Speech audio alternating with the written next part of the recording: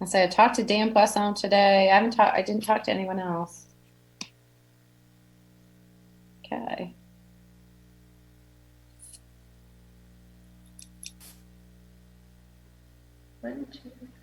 Scott in here? Yeah, I asked Scott to be on in case there were questions. Okay, he's in. He's coming in. Hi, Scott. There you go. I need one more school committee member. Here's Dan.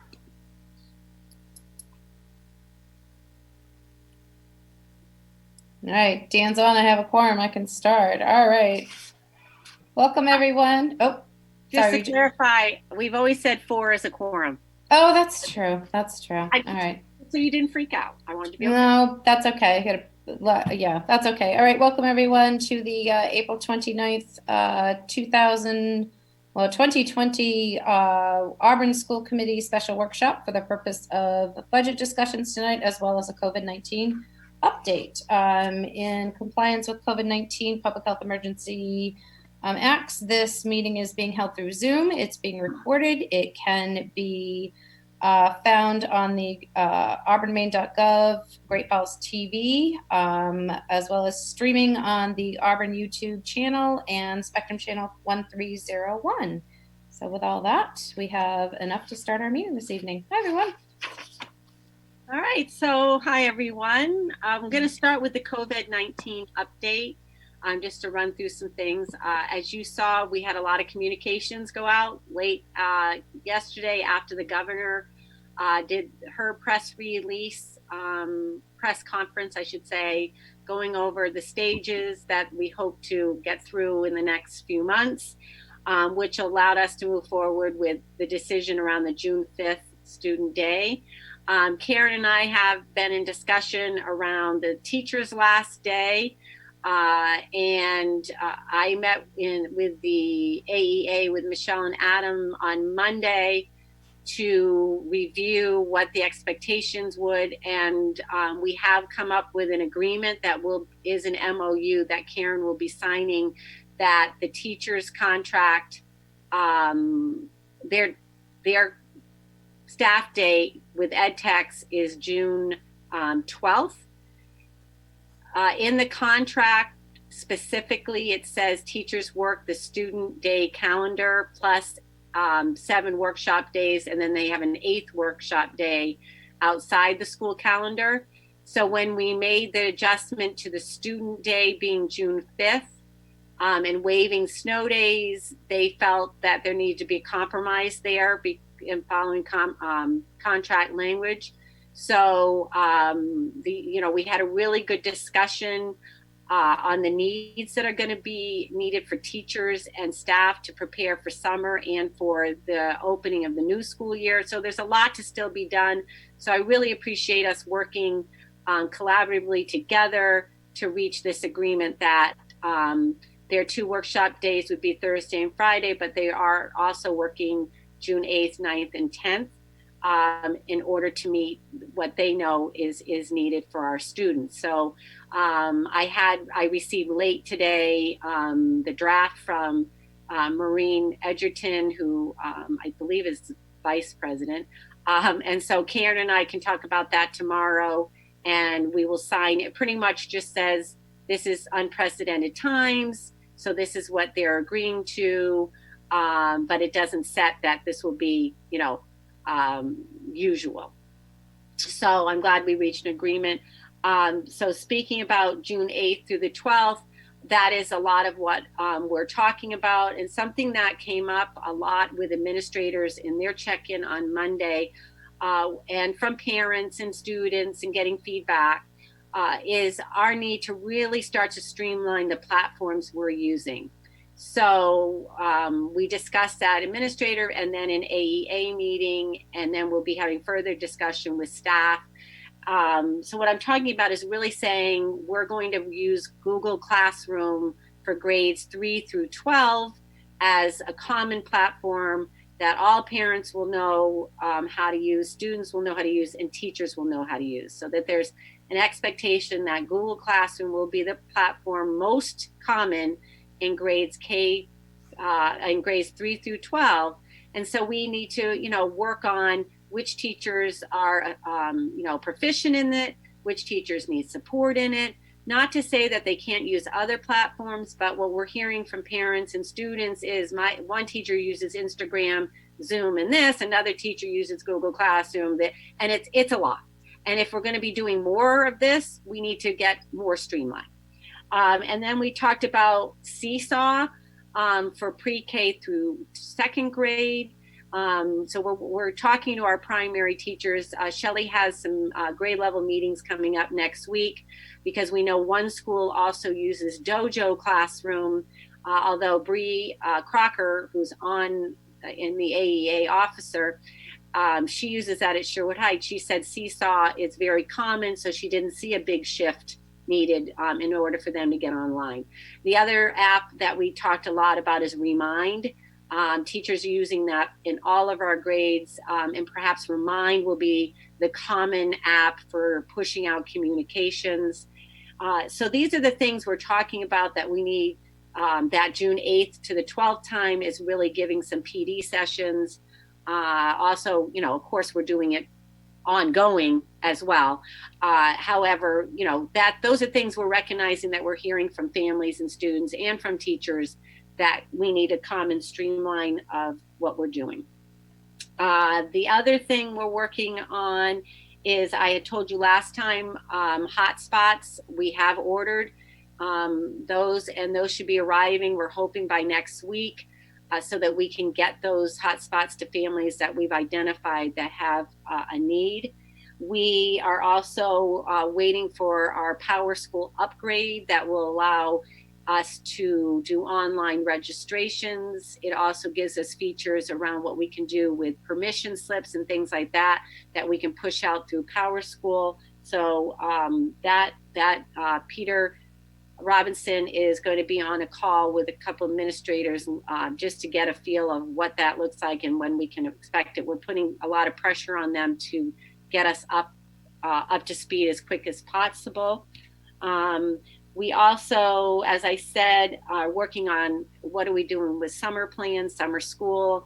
We were pleased to hear the governor possibly raising the limit to 50 people in gathering areas from 10. If May goes well. So you notice in my communication, we're still in a pandemic, right?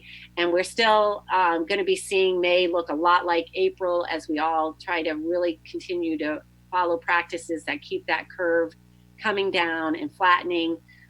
So with the anticipation that we do well in May and raising that 50 mark, that will be some high discussions around special ed summer school, our childcare, our summer CLC programs. So those folks are teachers who run summer school, talking about how can we do summer school perhaps in a blended way, perhaps remotely, perhaps small groups coming in and working with teachers' comfort levels and staff comfort levels about doing that.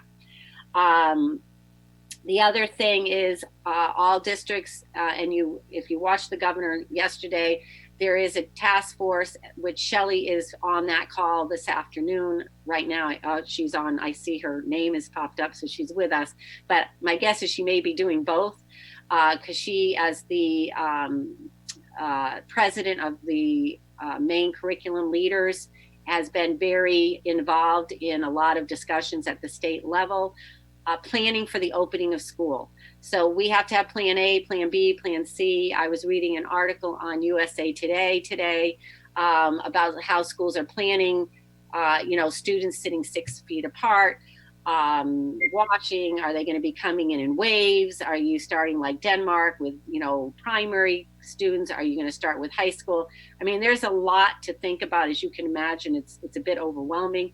I've told folks, though, we can steal and borrow. There's some great plans out there that can start our thinking and wait as the DOE continues to work on that. So that obviously is high top of mind.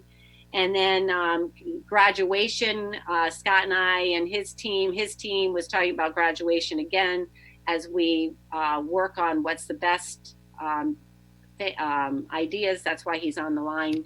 but we're really looking at how to best have a drive-in situation, a best way to celebrate, have kids have an opportunity to get their diploma in the way they had hoped.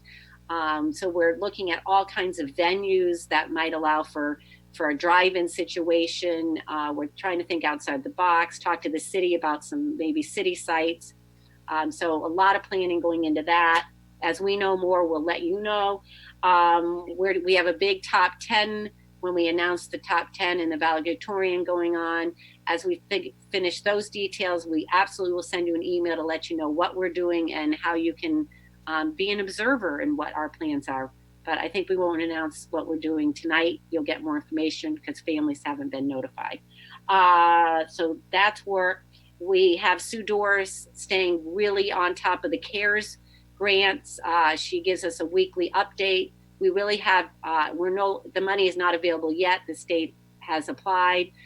We know we can use it to support title programs, in our special ed local entitlement programs, and others that have a direct connection to the COVID-19 pandemic. So a lot going on. So we're back in the throes of things. I think everybody really did an excellent job unplugging last week to be rejuvenated. We heard a lot about teacher appreciation plans that are going on, which are amazing. So that's the update. Any questions on the COVID-19 updates? No question, but just a quick comment. First of all, I'm glad we're really looking at streamlining the apps. Just being on the parent side of the fence. I think the teachers are doing a great job with the apps and they're using them. But I think the fact that we're looking at streamlining those is a great practice. One from a potential cost perspective, one from a potential technology support perspective. Supporting many apps is harder than supporting a streamlined set of apps that can be used for various techniques.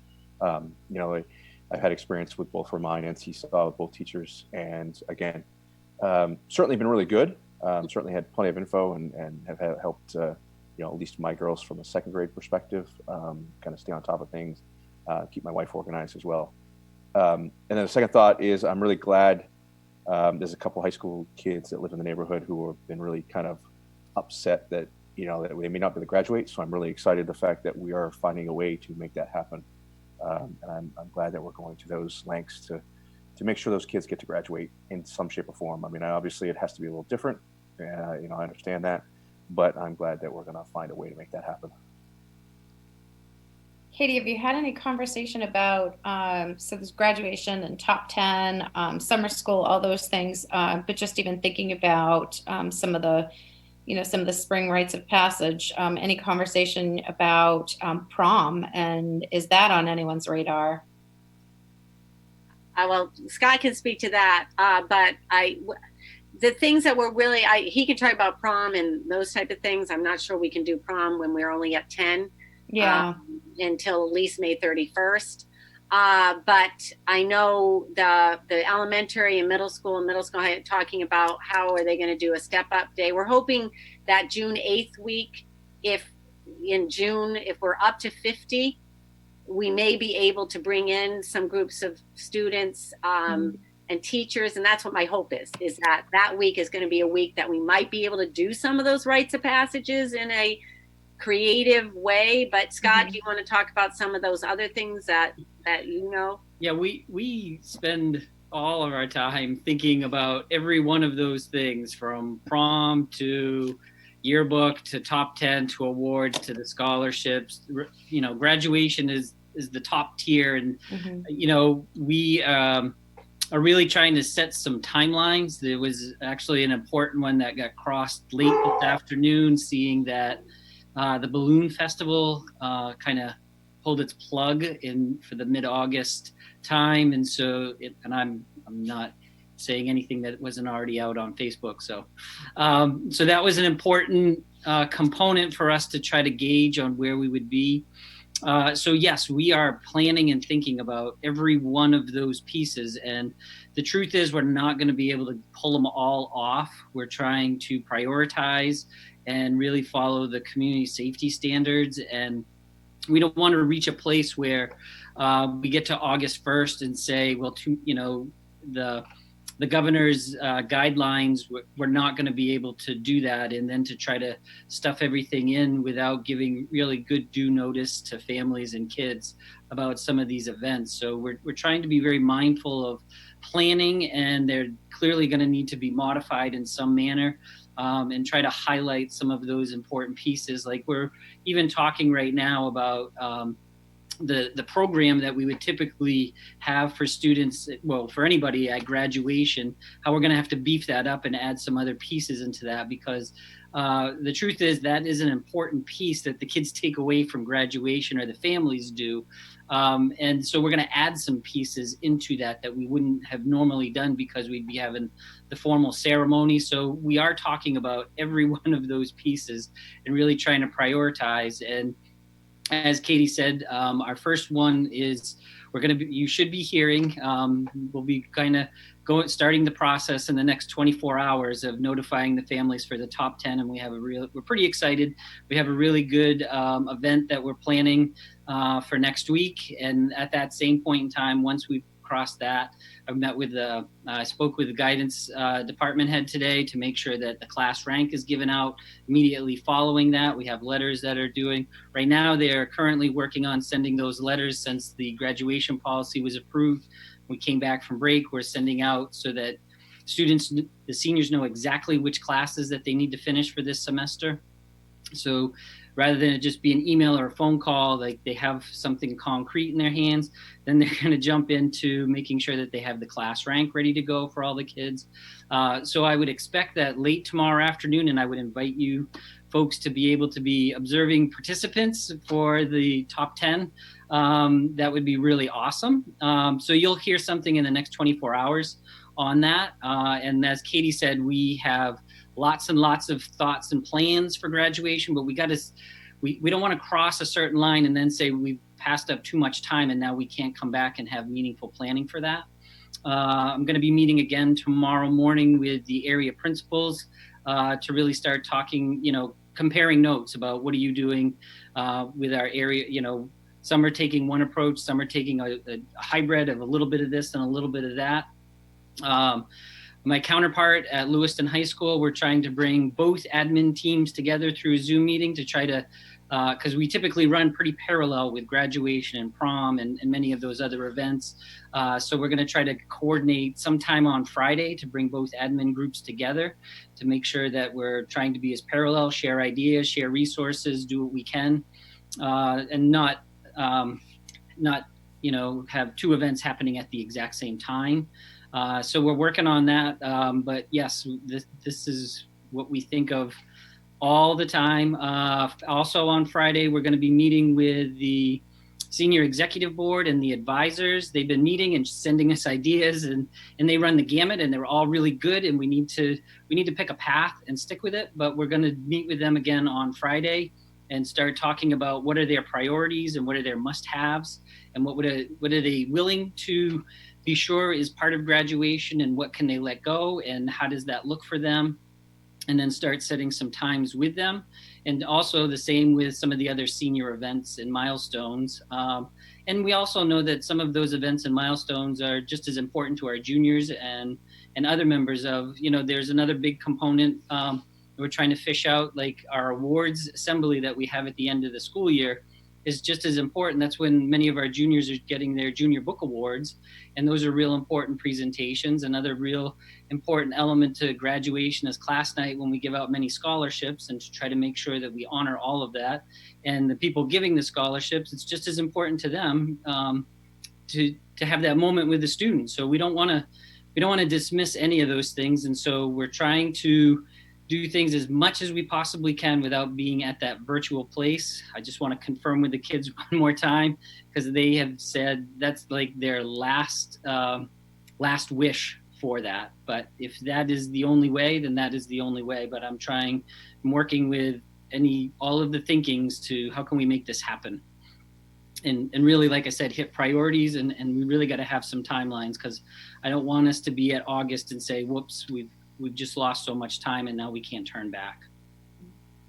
Thank you for that update. Question? Yeah. Hi. So, and I guess I brought this up last time too. when all of this started, before we decided to go to remote learning, we had polled all the kids to find out who had Wi-Fi and who didn't. I guess and I don't know, I'm asking the question now, why has it taken so long for every child to have Wi-Fi? Because I feel like that has just increased the chasm of inequity. And now, like Scott was saying, you know, we've gone far now, we can't go back. And my question is, why has it taken so long for everybody to be getting Wi-Fi? Great question, Pam. It was the top of mind right when we started to make sure everybody had Wi-Fi. The problem is everybody in the whole United States and the world was looking for hotspots. Okay, so it wasn't as simple as, why don't you just go get the hotspots? And also, the availability, two, the cost at this initial time the DOE is just sent out during vacation devices, and they have yet to send out the hotspots. Okay, so we ordered them. They tell us they come in 3 or 4 weeks. They don't come in overnight shipping. So it's not that we weren't on it. We were on it, and we were trying to find the best, the most cost effective. And we were also having our teachers identify who those students were and didn't require them to be working virtually. So they had information available to them. Their learning continued, just not virtually. They came in and picked up things, or the teachers brought things. So I want you to know, it wasn't like they were left. We identified them quickly, and then we were giving them the different options. And so we have a document in Google Docs identifying the families who need it. So the minute they arrive, they're going out. So I hear you. We were as frustrated. Technology directors were working on it across the state. So not an easy answer. Okay. So I hear you. I'll let you know the minute they arrive. Yeah, no, it just seems like, why is it taking so long? Right. And that was my question about that. I wasn't blaming anybody. I just wanted to know why it was taking so long. I didn't sense you were blaming. We're just as, just like Power School. Well, we thought the upgrade, they could turn a switch and upgrade us, and they said, well, we'll take 5 weeks. We're like, well, we can't we need it faster than 5 weeks. We need it, so I think everyone is really, all these companies are being tapped. And that's the struggle. We tried to act quickly to get all of our schools, at least if you could drive up to the school and access, we did that quick, so I agree with you. And I just wanted to follow up that not everybody completed the survey. So we have followed up with phone calls for those that were in that gap of they didn't answer, and there wasn't a huge number, but there was about 18% that didn't. So we didn't just let that sit on the sideline. We went after those, and then we met again before break and then after break to start looking over the list of kids that had checked off no, and thinking they've emailed me 3 times. So I don't know why that's a no, but we'll follow up and check nonetheless. So we haven't stayed stagnant on that in any shape, but it was that 18% that we didn't have a response from that we really tried to hone in on, and then have done some follow-up because some of them were able to respond back with, yes, we're all set now, and some still were saying no, they weren't. And like Katie had said, we made it through packet work. So we reached out and made sure that there was something available for them so that time wasn't going by without them. I know that you guys were on it and trying to do it. I just was wondering, like, technically why it was taking so long. Like that was the point. I know the teachers were working hard to get the students their stuff. One other question I have, because you were talking about, and this is a constituent actually that asked me about this, and it was about kindergarten screening. Mm-hmm. Is you going to do that virtually, or has that been decided when that's going to happen? This is a kindergartner that parent is asking me that. It's on the list of the end of the year things that we have to work on. If we can open with, if we can be in June with 50, that might be an area that we identify with. What's nice is we don't need to do a screening on our pre-K students. So it's really going to be our non-pre-K students. We don't screen our pre-K students. Oh, did I say pre-K? I meant kindergarten. No, but we don't do kindergarten screening Oh. for the students who are with us in pre-K. Oh. Because our pre-K teachers just tell our kindergarten teachers about the students. Okay. So it's really going to be identifying which students do we not know that we might have to do a screening on. Okay. The majority of our students are in the pre-K programs. So part of our June 8th week is going to be making sure we have the data we need to be planning for the opening of school. Just a quick question for Scott. How many, so you said 18%, how many students was that? I'm thinking we're close to like 150 kids, and so we had divvied that up Okay. in terms of phone calls. It was right in that area. I remember the four of us sitting around and saying, "You got these 30, you got these 30." Okay. And as we were already breaking it apart, people already had answers to that. So yeah, that's where we were. But we had some really good responses that came through that help sheet of families that had requested for some assistance. And a lot of those were about meals, but we also had a lot of technology questions that came through. They had internet service, but they were having a hard time logging in because of the platform, or because they were missing like the half colon, there was some kind of glitch, and our technology people were awesome about responding and following up right away. And so that ended up being part of those about 150 that we had to check into as well. So we got some of those responses from the help form that we were able to address right away. Tanya Vaness was a rock star at making that happen. And that, like I said, that was also factored into that 150 as we were following back up. Okay. And Pam, as far as kindergarten screenings, Lewiston, they actually do it. So kindergarten starts like a week after regular classes start. So all students go before, and then kindergarten screenings are the first like 3 days of the school year. So it's actually done in the fall, and that might be something, that we can look at, is starting kindergarten students a couple of days late and then scheduling those time slots for screenings if we need to. And Auburn kindergartners don't all start on the same day. They come in waves for that reason. Okay. All right. Anything else for the COVID-19 updates? I had a quick question. Yep. I tried to read the state site yesterday, and I fell asleep with it last night. It's so engrossing. Is that the money that we've gotten so far as part of the initial go round? Are we going to get anything from the governors as part of the $3 billion governor's education relief fund? Do we know anything about that, or any other go rounds that they may be going through? Because I know that they have two. They're talking about 2 more go rounds. What do you mean by go round? Possibly 2 more stimulus money, or more money in the way of the CARES. The only thing I know of is that we're getting 80% of our Title I allocation, which is about $780,000.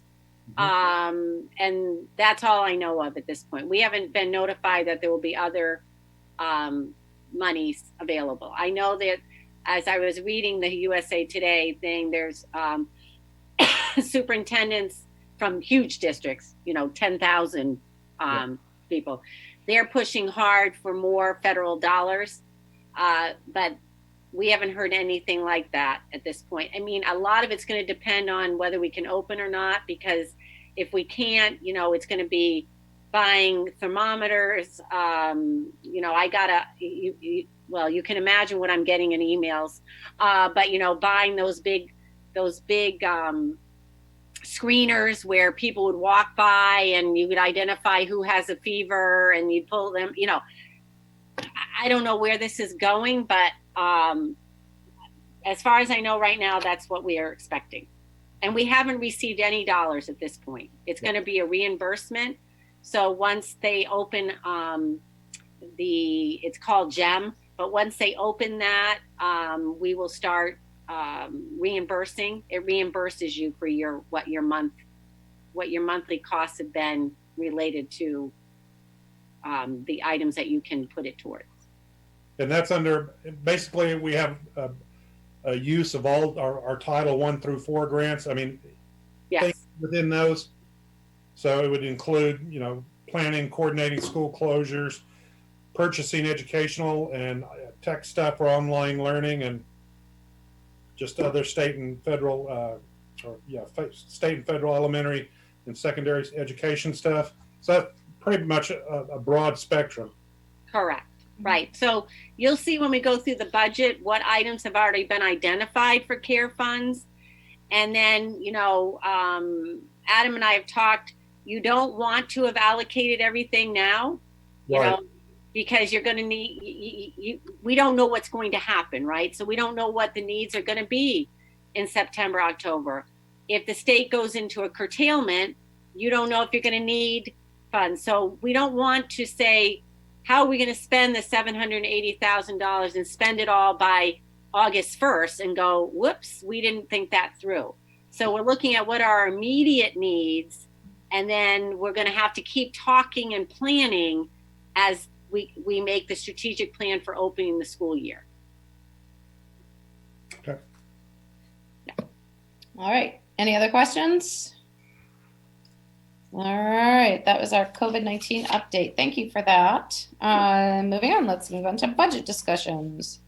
Okay, so what I'm going to do is I'm going to share the screen, and I'm going to start with, because you know what, we've been doing this for a while, right, since February, and I think it's good to go back to then go forward. And so this is, so I'm going to start with, I got to share my screen with you. So just to remind everybody that when the superintendent proposed budget came out, these were the major budget increases, okay? To just maintain, which you all were very committed to, maintaining the current positions, we needed $1.1 million increase to our budget.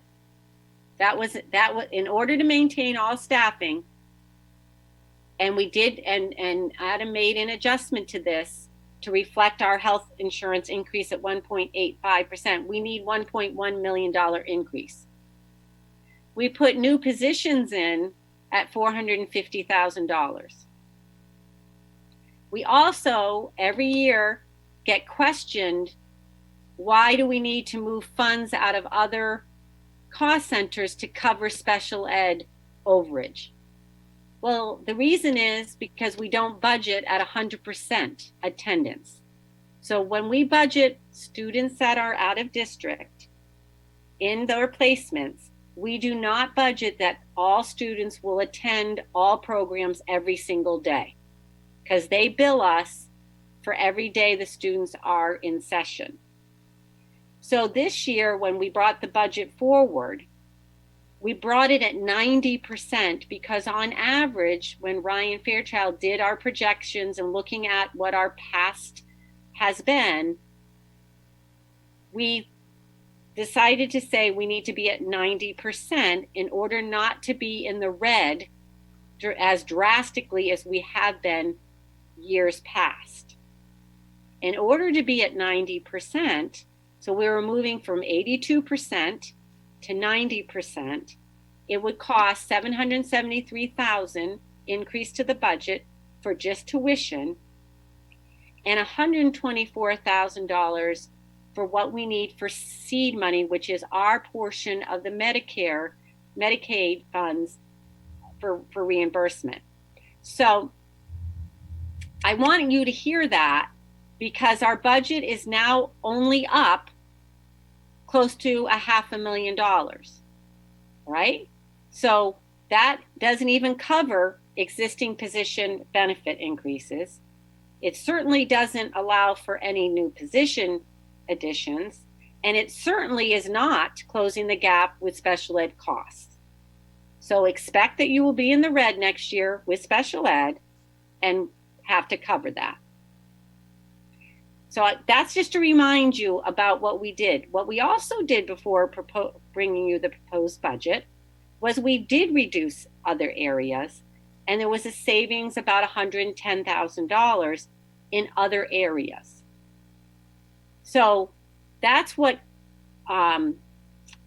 this is what led to the $2.4 million increase from last year's budget to this year's budget. I thought that was important to look at again, because we had a really good conversation about how important it was to maintain existing positions and benefit increases, recognizing that increase was $1.1 million.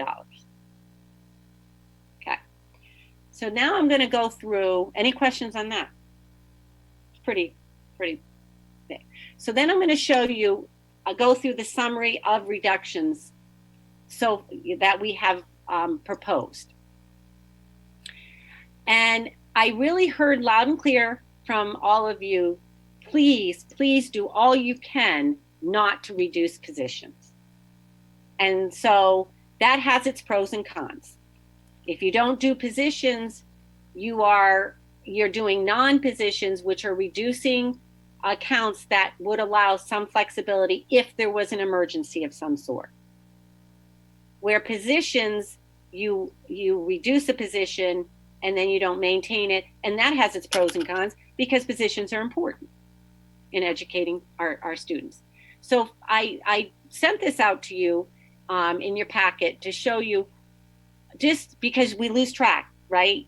If I told you what I reduced for the 350,000, we forget, my gosh, you know how much we've reduced before that? So I thought it was important for the public who's watching to see where we've been and where we are. So you can see in non-positions, we reduced our security filter costs. We are not doing our EL world language textbooks. We adjusted the capital improvement plan. We were going to do money to help with that. We had moved van to capital improvement. We budgeted no increase to electricity in anticipation of the savings for the solar agreement that we did. We have committed that we're buying $71,000 worth of equipment this year to reduce the budget for next year. So this stuff is still being ordered. People aren't having a reduction in what they put in, because teachers being concerned. Yes, we're still buying the equipment and the supplies, and those things are still in there, but we've identified $71,000 that will be purchased this year for next year. We're paying one of the iPad leases this year. We reduced budgets because we're also doing the MLTI buyout this year. And that's so we didn't reduce our budgets, building budgets. We eliminated a course that we were going to offer for EL. We looked over our stipends and reduced one that had not been filled, which is the JV cheering. There was a request to bring in AMS football and AMS lacrosse. The rec department will be doing the football, and I think they oversee lacrosse, but we're not prepared to bring those in at this time. We looked at a Newsella which is an app that provides reading materials at different students' levels. It's getting more use at the middle school in Edward Little. As a matter of fact, I heard from Edward Little on Monday that is a big app that they need. So there was a reduction there. We reduced the positive behavior intervention support consultant. And so that the public does hear, the consultant is not in the general fund. The consultant is in our Title IV funds that pay for those type of positions. It can't pay for a classroom teacher. It can't pay for an intervention. It pays for work for safe schools is Title IV. We also took half of our BCBA, which Katie, I just asked you about that. You said the consultant, that's $45,000 there. So you're taking it out of our budget, but was that part of her salary? Because I thought she never was paid with our money. I thought it was always a title. Correct. That $45,000 is for the BCBA. So that 0.5 BCBA, which is our person who works on behaviors. So a student that's struggling with major behavior problems before they're referred to special education, They are. She is highly skilled. She works with teachers and the principal and families. I know who she is, but I'm wondering. That's the 45,000. But I thought that was already. I thought she was already being paid out of title funds. Right. There's two things, right? There's the Jennifer Butterworth, who is the one that she moved out of one title into another title, and her contract was reduced in order to bring in half of the BCBA salary. Okay. So Jennifer has never been in general fund. She's in the title grants. So we made an adjustment to her in the title grant in order to make room for $45,000 to come into the title grant to cover half of the BCBA position. So the BCBA position has been in the general fund all along, and half of her salary now is being moved into the title grants. Okay. Okay. I know it's hard to follow. We reduced the new math books that we were hoping to purchase. We moved that special ed tuition. Remember, that was a major driver to try to help bridge the gap. We reduced it from covering students at 90% of their attendance back to 85%. So we have increased it slightly, that we were budgeting at 82% attendance, and now we're budgeting at 85% attendance. That was a reduction of 147,000. So when we did that reduction, we reduced the seed money by 5%. We reduced the tutor line. We reduced, and then we added the $10,000 for student lunch debt that was asked for. We reduced subpay across the budget. However, we are still increasing the pay for sub, but we feel we can bring down that 8970 looking at past use of the sub. We always try to have as many subs as we need, but we often fall short. And that's across the state, probably nationally, frankly. So that was a total in phase one of 643,000 of non-position. The positions that we reduced, we really looked at the new positions. And we reduced an EL Tech Ed Tech 3, which has not been filled since the person in that position left. If you at any time consider putting back a position, that would be a position that you might consider because of the tech needs right now. But Tanya, who's on our call, has been doing an excellent job fulfilling that role and would be continuing to fulfill that role. But we reduced at that time the new positions, which was a new maintenance worker, the Fairview interventionist, the Park Avenue interventionist, the Sherwood Heights interventions, and then the Ed Tech 3 for Park Avenue and the Sherwood Heights Ed Tech 3. So these are not people currently in these jobs that are losing their jobs. These are, when you presented the budget, these were new positions added to the budget that Correct. Right now cannot be funded. Right. And then when we looked at all the positions that we could reduce, not necessarily want to, was the Ed Tech 3 position at the high school because it had not been filled, and they felt the tech director and the high school principal, we talked it out, and they felt that they could continue as they have been servicing the school at this point. Thank you. So now remember, the reason we went there first, right, is we knew that was a driver in the budget. Mm-hmm. That was phase one. Phase two, we looked at reducing the gas line because we had a change in the cost of our gas because we got our bid back. That moved the gas per gallon down. We filled the Franklin principal position, so we put the savings there. We eliminated summer painting because we are doing painting now. So with the schools not having instruction going on, it's allowing for painting to happen. So we're using this year's budget to do the painting. We moved the math coach position from Walton into the Title II funds.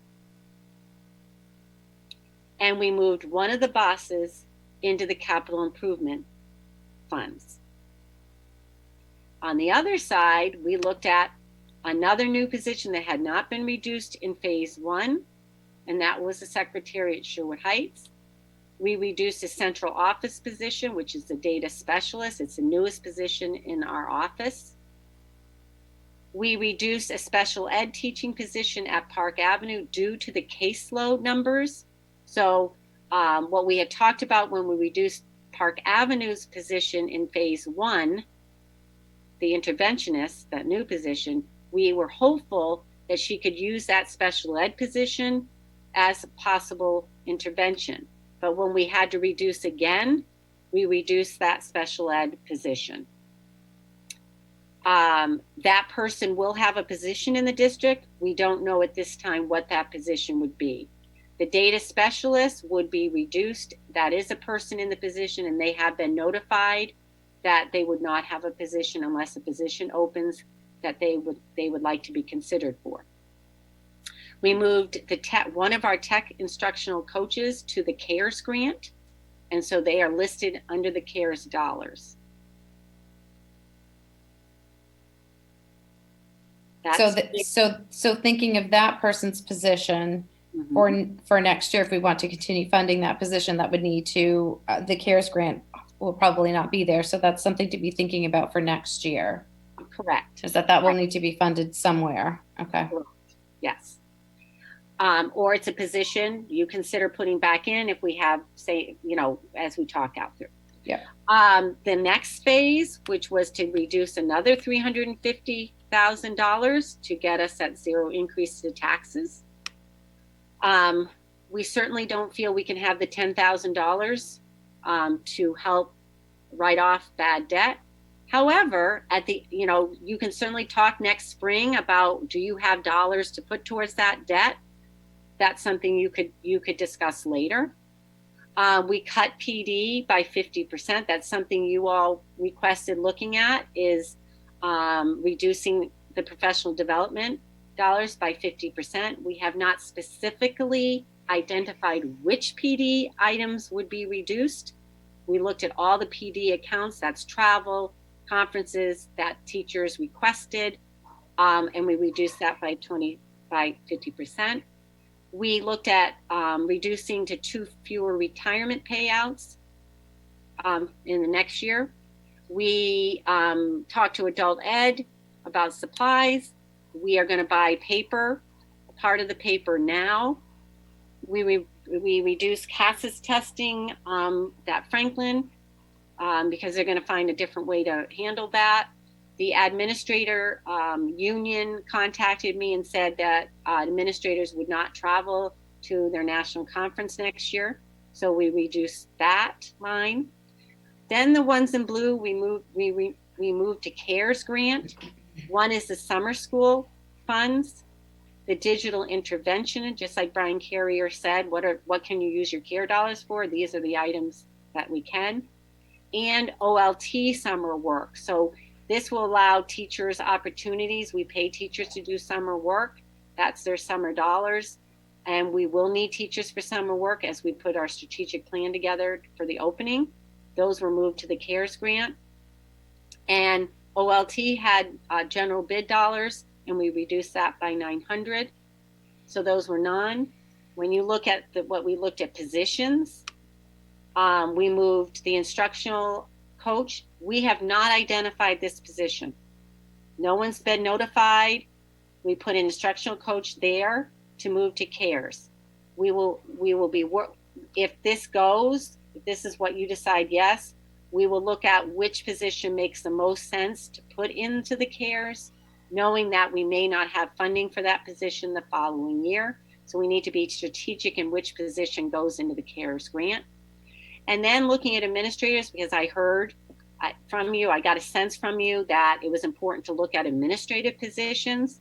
So when I looked at all the administrative positions, Our aspirations coordinator position, which Jim Horn serves, when you look on how many students are directly impacted by administration in their different roles, that was the position that was determined to be the position to reduce. I did talk to Jim Horn about this. Obviously, he's done an incredible job with community partnerships, with thinking about how to best service students with internships and so forth. So with that reduction, we will be working with our aspirations department at Edward Little on how we can continue that work, and how we also can work with EL's administration team, JMG teacher, on how to fill the role, his role that we'll be losing with this reduction. So that is phase 3.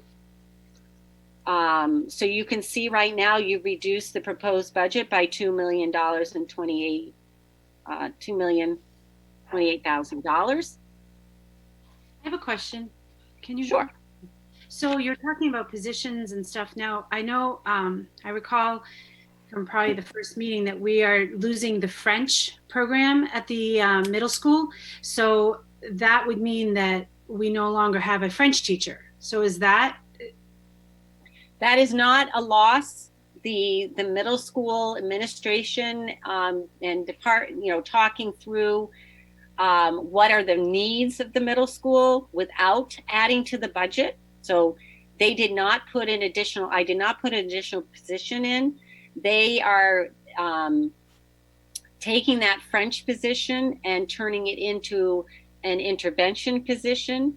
They're taking their library position and shifting that into a social work position. What they're doing is they're being creative in what they're doing with their staff to best meet the needs of the students.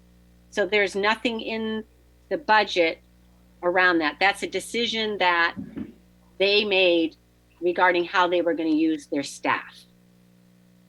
Okay. So they're going to use a teacher as an interventionist. Mm-hmm. And is the librarian's a teacher as well? It was a teaching position. And so an Ed Tech 3 position that he has is moving into that position. Oh, okay. Okay. So it won't be a librarian position at the middle school, which we have done in the past, by the way. It's been a librarian to an Ed Tech 3, back to a librarian. It's going back to an Ed Tech 3 again. So they really looked at how can they best meet the social, emotional, academic needs of their students with the staff they have. And so they're moving things around. Bob Griffin said he's been a middle school teacher at 4 other, I think, well, I don't know, several. I can't quote how many, and none of them have foreign language. So they would rather use that position because our foreign language middle school program doesn't allow students to go to level 2, in the progression. So it's really an introductory. They still will need to go to the first year foreign language. Before you get to high school.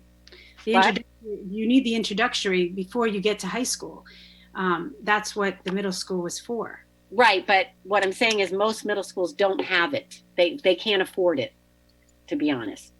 I think. So you're taking a teacher and you're making it an Ed Tech. So is that not making it taking a teacher and making Ed Tech. That's what you said. You said you're going to take the librarian out and you're going to make it an Ed Tech. No, the librarian position, that's a teaching position, is going to be a social worker. The Ed Tech 3, who's an Ed Tech 3, is going to be in the library. And where is the French teacher going to be? An interventionist.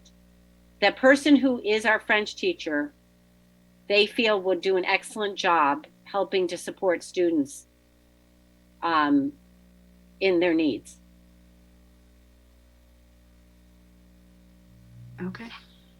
That's the school's decision. That's what, when you have we have site-based, school-based schools, and so our administrators look at their resources the best they can so that they're not impacting the budget. And that's what Bob Griffin did with his, is he talked out what are all our needs and how to best use it. I get that. I just don't understand. I guess Yeah, I'm just confused as to taking a teacher position and making it a social worker. Like that person can do the same job. No. The person in the library position is leaving us. Okay. Oh, So okay. he will be hiring a social worker. Oh, okay. Yeah, that person has resigned from the position. Okay. Before all of this. That's why when you have opportunities, you look at how to best fulfill your needs. Okay, any other questions or comments to where we're at right now? So right Yeah. now you have total reduction of just over $2 million. Right. So the last thing I was going to share, I hear people talking. I think that was Brian. I have a couple things, two more things. I can take questions. So here's the updated revenue. And I'm just trying to, I got to make you smaller so I can see. So you can see now we have, I'll go to the bottom. So you can see now that our state revenue increase was $369,861. We have a zero increase to our local. We have a fund balance increase of $93,566. So our fund balance is at $970,862. And that's because I didn't reduce exactly $350,000. So I was over by $11,000. That $11,000 was put towards fund balance. So you can see our budget increase from last year to this year is $465,175. Katie, this one hasn't been shared with us yet, correct? No, this is brand new. Okay, great. If you could share that one when you get a moment, that would be great. Thank you. Yeah, I'll send that out. Okay. Sure. So the only changes from the one you had before was we brought the purple line to 0. Yep. Okay. Yep, absolutely. So our budget overall is up 1%. So any question, I'm putting the gallery up again. Any questions so far? And then we're going to answer two things that have come up. One being a pay freeze for non-union, and the other is what would we save with a retirement incentive? So we have those two after I take questions, if we have any questions right now. This is David. Maybe comment more than question. Sure, David. And also just where I'm coming from with all this, that I'm not comfortable, and I don't know the process. This process, like you said, Katie, has been going on for a while, and it's not typical. It's certainly not typical anything in our state of country right now. But I am not okay with cutting any direct care positions. You indicated a Park Ave teacher, the Ed Tech 3, who was an existing person. Those two positions. And also, it feels to me, even the positions that are going to be funded with the cares of the COVID-19, we're just creating a problem for next year. That we're soft funding positions that a year from now, those people in those positions, unless the economy has an amazing recovery, we're not going to be able to fund next year. It feels like we're just pushing a problem down the road. And my question is, first, I guess I'd like to hear what's your thought about the COVID monies being recurring? And I think that's probably a variable nobody knows because there's too many unknowns ahead of us. But I do want to say, and I don't know if this is to my colleagues or to everyone on this call, that as far as cutting a special ed teacher in the Ed Tech 3, for me, that's non-negotiable, that I am not in favor of cutting any existing teacher or Ed Tech or any other person who provides education in our district. Thank you. So Dave, are you saying, so let's go through the list that you're talking about, just to be clear. So you're not in favor of, I don't know why that banged off. Okay, so you're not in favor of so let's go back up here. Oh, I didn't do this side, sorry. So I'll tell you what is current positions that are being reduced, okay? I think Well, no, I didn't go through them all. There's Ed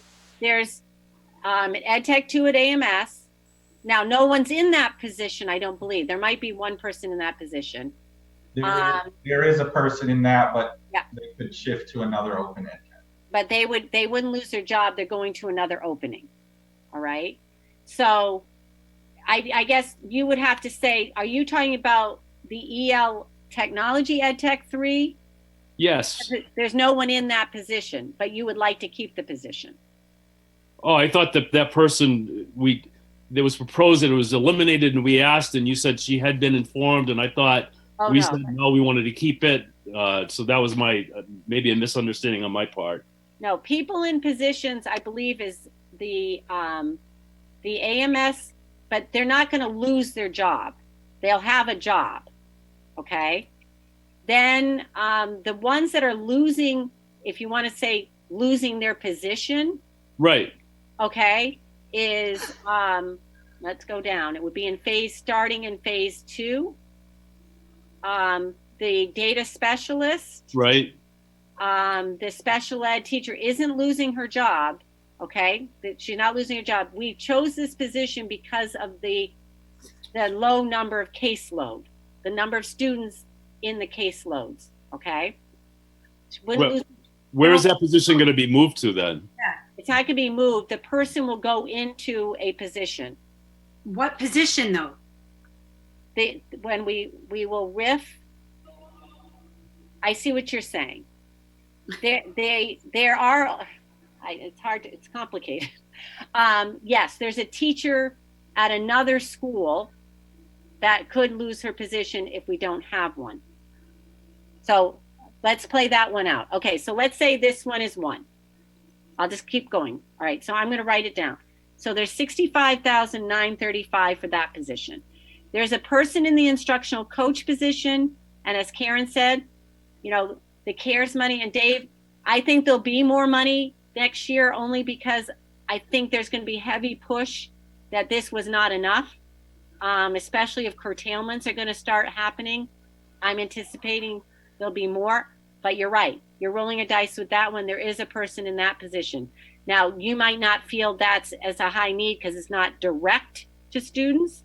Well, no, I do. I don't want, and I mean, if they're there, I think people who are there, we have a duty, or at least this is where I come from. We have a duty to try to figure out how to maintain their employment. Right. All right. So you could maintain this instructional coach with the CARES fund if you chose. On the next one is the other instructional coach and Jim Horn's position, which is $107,849. So can I have clarification on that? So would Jim Horn lose his position? Yes. Okay, so I'm not comfortable with that because Jim Horn does amazing things for the students. He thinks outside the box, and he's enabled students to participate in programs that he's brought to the school district. And I'm just going to say flat out, I am not comfortable with that at all. Absolutely not. So if you think of those two positions, the administrator and the special ed teacher, that's $172,784 that you would have to find. You would say to me, find that elsewhere. Or you would have suggestions on what you would want to take out. You have one bus still in the general fund that could move out, which is about $80,000. And just to be clear, I want everyone to be clear, the person in the data specialist position would also lose their job. Yeah, that's true. The data specialists would lose their job. That's $70,914. Thank you, Adam. So there's no funds in any of the grants to cover the special ed or Jim Horn's position. There's nothing left in the grants. No. And then every position we fund with a grant is you roll the dice year after year after year. How to keep that going. You're also rolling the dice with using CARES money. And from everything that we're hearing, there's not going to be any money from the state next year. Mm-hmm. The money that the revenue, there's just not going to be any. So we're going to be even shorter next year than we are this year. Mm-hmm. I mean, at least this year, we've got the money up front and we can see where it's at. Next year, I don't believe that we're going to have it because it's based off the revenue that we pull right now. And we're not pulling, even though we're only down 6% right now, the next 3 months are projected to be dismal. Right. Capital D.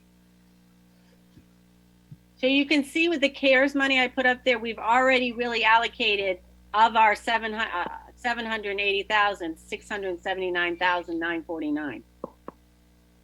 If we keep the special ed tuition at 400,000.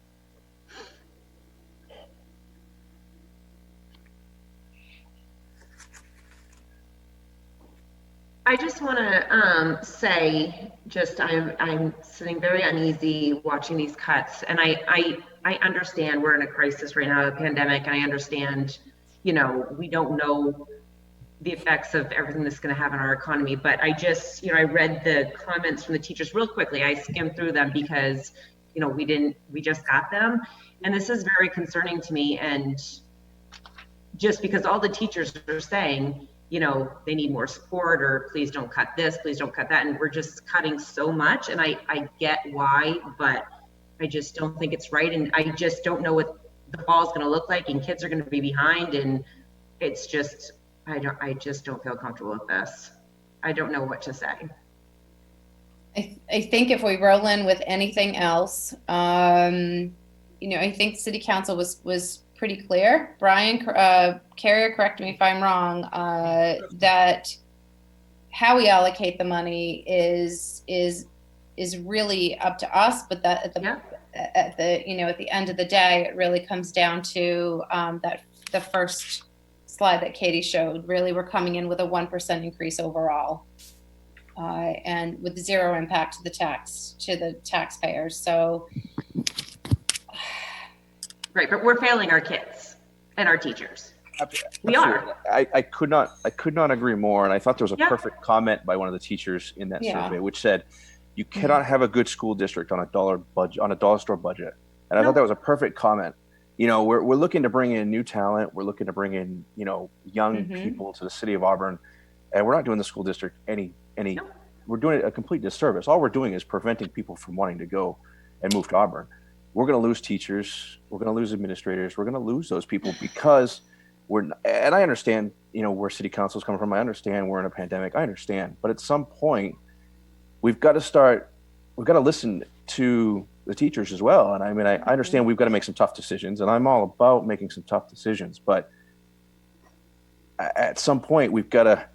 So do you want to, so let me ask you, so tough decisions being made. So, what do you want to then say, this is our budget, but we're also adding or supporting or coming in a little bit above? What do you want to fund? And I read the comments as well, and they're very much leaning towards people who are going to help to support with kiddos who are coming back from this, needing not only academic interventions, but behavior interventions as well. The anticipation is for both. So do we say we're funding this, but here, but we want you to add in 3 EdTech 3s positions for behavior or academic support and present that? Do you want to add that to? How do you want to do it? It really comes down to how you want to do it. Well, from my standpoint, we've gone out of our way to make sure that we don't lose any teacher. And I mean, seriously, gone out of our way, which is more than we can say for 50 people that currently work for the city who no longer have a job. I don't know what to tell them. And I look at a budget that, granted, all budgets have gone up, but if the city comes in at 0, then the expectation would be that everybody would understand that the cuts have to be made. They're going to be made this year, or you're going to make huge cuts next year. So we start edging into this and understanding that we have a very strict budget to live in, or next year it will be terrible what we have to do, and we may not be able to hold positions after next year. And I would rather start looking seriously at what we're spending our money on and try to keep every teacher that we possibly can, and go from that point. I just can't I'm looking at this from the city side, and I understand, and my kids went to school here and everything else, but I'm looking at people are already losing their jobs, people who work for the city. And if they're making that kind of a sacrifice, then, you know, asking the school to make a little bit of a sacrifice is not out of the question. But Brian, it's not the school, it's our kids. It's the students. Well, Like, I get it's awful people are losing their jobs, but taxes on so that you can do this, then you're going to be running people out of town. I'm telling you, from what we're being told, it's going to be nothing. What we're going to get next year is nothing. And our money that we're going to have for revenue is going to be down further than we can really afford. So I understand you want to spend the money, and that would be great, and that would be all rainbows. But what I'm saying is, if we don't get a hold of it now, it will get a hold of us next year. right, and we're going to see that in our numbers because we don't have great numbers anyways. And with this pandemic, with the kids not for them being out of school for months, do you mean it's just gonna? I just feel like the kids, it's just gonna have a spiral downwards. And I get what you're saying. I understand. It's just I just think this is gonna be devastating for our kids, for our teachers, and for our numbers. Well, but at the same time, we haven't touched classroom sizes. And I'm an educator myself. I'm not pretending anything. Our teachers will it's everything we can do to not impact the class sizes. We'll get to this in just a couple minutes, but at this point we're not cutting positions, so there won't be less people in the building. Yes, special ed person, a couple of unfunded positions. There won't be less people in there. The call is for more people to come in, and that unfortunately is the piece that we just can't find funding for at this time. Now, if there is an opportunity to fund more positions, we know exactly what positions those need to be and where they need to be and in which buildings they need to be in. But we're not looking at doubling and tripling our numbers for class sizes. So no, but the workload is going to be probably double. Faith, trust me, I will be living in it. Trust me, I understand. Trust me, I hear you loud and clear. It's hard to balance. I mean, I read that survey too, and the AEA shared that with me, and I get it. I mean, we have needs. We've been talking about needs for the last 10 years. We talk about it every single year. We try and try and try to put some needed positions in. And, it's a struggle every single year. And we are in a pandemic and we are in a crisis. And I get that. And we worked really, really hard to try to hold on to every possible position we could by cutting quite a bit on the other side of the ledger, which is going to also be interesting as we go down the line. Now, let's take a moment to have Adam explain the retirement incentive, because this may be something you would like us to continue to further look at. So I was just going to ask you to jump into that part, because that might be... Right, so Adam will talk about that. Dan had asked about non-union folks that would be management, central office, some folks at support services. If everybody was frozen this year that did not have a contract, and that would be a savings approximately $60,000. Ethically, I feel you picking one part of your school department to say they don't get raises when everyone else in the department does, and non-union get a smaller raise perhaps across the line because they don't have a contract that has steps and increases. So Dan, you asked, and that is the number. And Adam, you can start sharing the screen to go over the retirement incentive. What Adam and I did is reached out to Jude Sear, the business manager. The last time we did this incentive was in 2014, when we were in a similar situation, which is the demands to bring budget down. And so we are following those guidelines that were done in 2014. And so Adam is going to share the process and what the savings could be. Okay, Can everyone see my screen? Just barely. Yeah, make it a little bit bigger.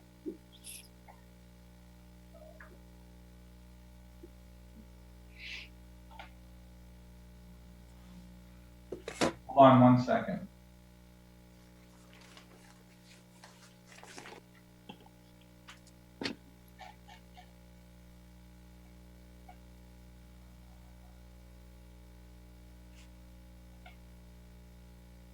Trying to figure out how to make the zoom in on this Google sheet. Katie, do you know how to do that? Yeah, you go up to the left-hand side where it says 100% up on the, and that will, okay, and make it 125, whatever.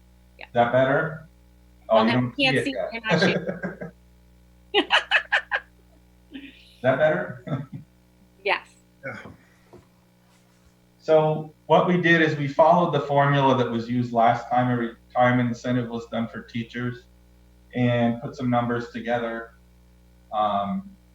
This would, if we went ahead with this, we could extend it to teachers who have reached a normal retirement age at 62 or older. And we identified a total of 16 teachers who currently would qualify for this, who would have reached that age by August 31st, which is the end of their contract. And so when this incentive was done last time, it was paid out over 3 years. So that's how we've structured this spreadsheet.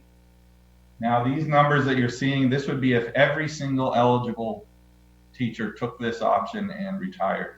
So we know that's probably not realistic, but this shows you if every single person took advantage of what it might look like. Now, the reason it was 3 years, were you going to go into that, Adam? Go ahead, because I might forget. Okay, so the reason 62 was chosen is to bridge an employee getting to 65, because when you retire at 62, as you know, if you retire before 65, you have to pay into your health insurance until you turn 65. So it was picking 62 that they would get the incentive for each year before they were 65. So if you are 64 and older, you would get one installment of $4,000. If you're 63, you would get 2 installments to bring you. And if you're 62, you would get 3 installments. So those 62 that get, there are 7 of them, they would get $12,000 plus their $8,000, which Adam will explain more. So what you're seeing here is we looked at what each of these people are budgeted to make next year, and then we slotted in what a replacement unfilled position would be at step 4, which is what we used in the budget and which is what we've been averaging over the last 3 years, is people coming in at step 4. And so if we look at, if everyone took this option, if we paid everyone out their $8,000 stipend that they're already entitled to and started giving them their installments and replaced every one of those positions with an unfilled, the savings for next year would be right about $260,000. Of course, that would obligate next year's budget and the following year's budget to $32,000 in incentive payouts, followed by $28,000 in incentive payouts. So that's something to keep in mind. If you just want to look at the big picture and not worry about what year do we save what dollar in, the total savings overall would be about $168,000. Just looking at everything combined. Just so you know, that yellow line that shows a negative savings is someone who's already retiring. This option would need to be offered to this person as well. So that, that would cost a little more money, so that rolls into the total. So something to think about, the sort of aquamarine-ish green, whatever you want to call that color that I've highlighted.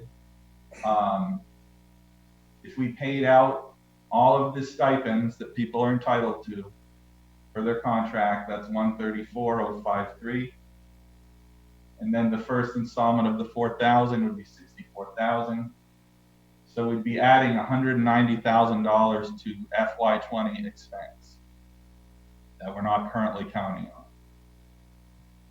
Now, due to COVID-19 savings, I think it's, again, not everyone would retire. Is it possible we could do this? Yes, I'm still working on numbers. But even if we can, we of course have to keep in mind this reduces our fund balance moving forward. Looking at this, I think we'd need a minimum of 5 people to take this if you want to use it to restore a position or add a position. And there's something to keep in mind as a piece of information. I looked at this today. The amount of retirements that we budgeted for the current year, which also has to include things like people leaving and getting vacation days paid out, things like that.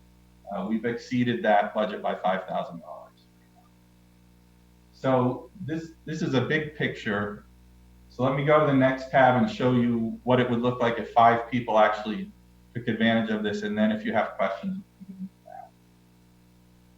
So I tried to pick 2 people from the top category, 2 people from the bottom, and 1 in the middle. And of course, again, we have to count in our person who's already retiring. So if we did this and plugged these numbers in, we'd be looking at FY21 savings of $81,000. So that's where I said, that you'd probably need 5 to put a teaching position. It would add an additional $66,000 to the current year's expenditure and an overall savings of $45,000 if you had 5 people take advantage. And of course, this is just a guess. We don't know which ones would retire, so the salaries are all different, but this is just a ballpark number to give us a sense. Any questions about sort of the calculations or the math on this? So Adam, can you explain how you would go about, if this is something that a school committee would want you to pursue, how you go about, is it surveying or how you go about what next steps would be? Sure. What we would do is send out a survey to the people who are eligible and ask if this is something they would be interested in and give them a deadline, a relatively quick deadline so that the school committee so that we could run the numbers and then the school committee could decide if this is an option that you would like to offer. We also have to work with the AEA. We do have the MOU that was signed in 2014, so we will take that. That outlines the offer, and then the employee signs the offer, I think is how we did it. And they had a certain deadline to accept the offer. And so we would work with the AEA. AEA would sign. Karen, you would sign, and then we would put it out there for a quick turnaround. There aren't many people as you can see, there's 17 people to see who would take advantage of this, and then see what happens. And then you could, if we can do the turnaround pretty quickly, we could, for our second meeting in May, have that as an option for you to consider. If okay, we have this much savings, do we want to put back some of the positions we've been talking about, or add positions? What would you like to do with that savings? So is it fair to say 1 teacher has announced their retirement based on this data? 2 teachers have announced a retirement and only 1 qualifies. Oh, I understand. Mm-hmm. Yeah, and we would have to say we can't do it unless there's a minimum of 5. Right. Have to have 5. It wouldn't be Right. enough for having 1 or 2 people. Right. We have to make the threshold 5. So when we talk about wanting and listening and responding to surveys and needs for behavior support and academic support, and wondering how we fund those positions, this could be a potential avenue for funding those positions. Mm-hmm.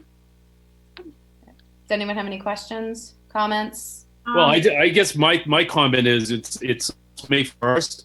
And I mean, is there any inkling that these folks are looking to maybe take early retirement? Has there been any conversation around that? I mean, the only one we know of is the one who called you last week.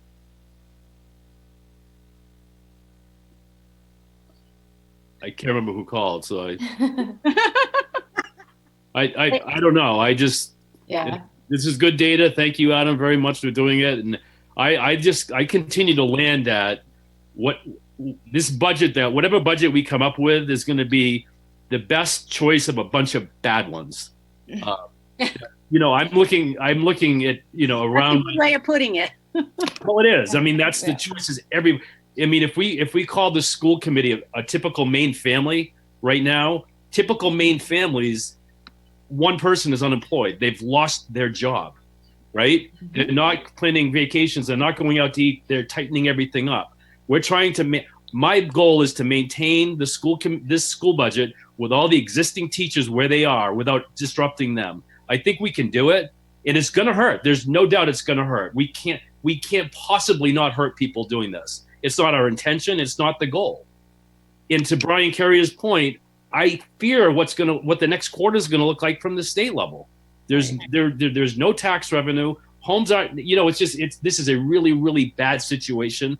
And the recovery, from my perspective, could be years away. We've got to figure this out. But I guess I want us to give ourselves permission to say it's going to hurt. We can't. My goal is teachers and ed techs are undisturbed, that they have this going in, planning that in September or August, whatever the date is, kids can return, and we have the full stable of staff to greet them. And, there's going to be a lot of hard work. I think schools have to begin to solicit parent involvement right now to get people in the classrooms to support their learning. But at the end of the day, whatever this looks like that we put to the voters in June or July, it's going to be the best of a bunch of poor choices. I'll stop now. I have a quick question, and I like what you guys have done with this, with the possible source of income. I had a quick question in regards to the payout on the iPads. Mm-hmm. We were going to pay $102,000 this year. Yes. Or we are paying $102,000. We are paying one of the lease payments this year. Next year's payment, one of the lease payments for next year is being paid this year. Can we utilize, one of the reasons I ask about the CARES money is because it says that we can use it for IT. Yeah. And if we take that money from the CARES, which I understand the CARES money is not, there's a good chance that it may not come back. It could come back, but we're not sure. Mm-hmm. Could we take that money, pay a payment on the iPads? That would give us $102,000 from this year's budget to carry forward to next year's budget, so we could keep $102,000 worth of personnel. You can't move money to next year out of this budget. It goes into the fund balance. Whatever's left goes into the fund balance. You can't move money from this year into next year. What if we voted to have money moved? Can we do that? No, you cannot. No, by charter. Brian, I guess my thought to that is I hear what you're saying, but I would advocate to spend the 102 out of this year's general fund while you can, and that would free up, rather than putting something in CARES or allocating next year's money to it. That expense has been taken care of now. Right.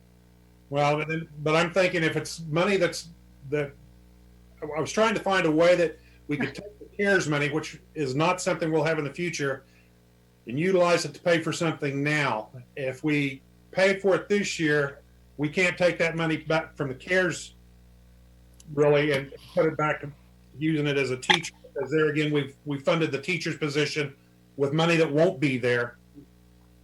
So we're creating a position that we're technically probably going to end up doing away with the year after. I mean, Brian, I'd rather hear you support moving the other bus into CIP for money. Well, but I also think too, like what Brian is saying, is if we pay for the computers, which the CARES Act is all about doing IT and all, remote learning.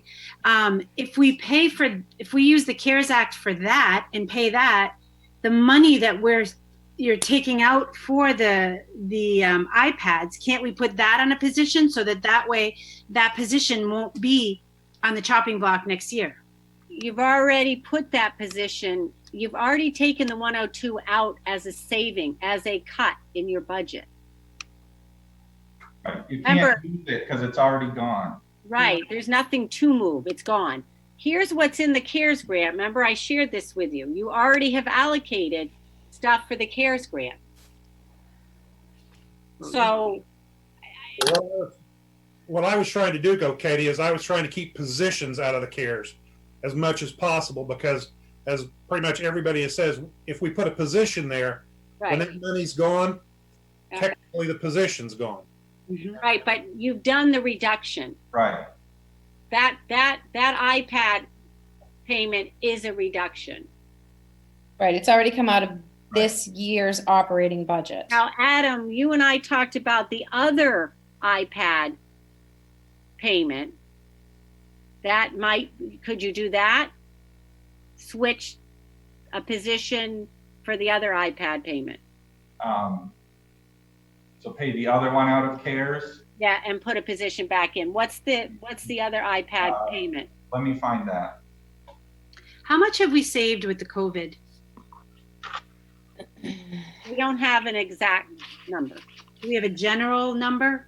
Well, you have to understand we're paying everyone, right? So you're not having a major.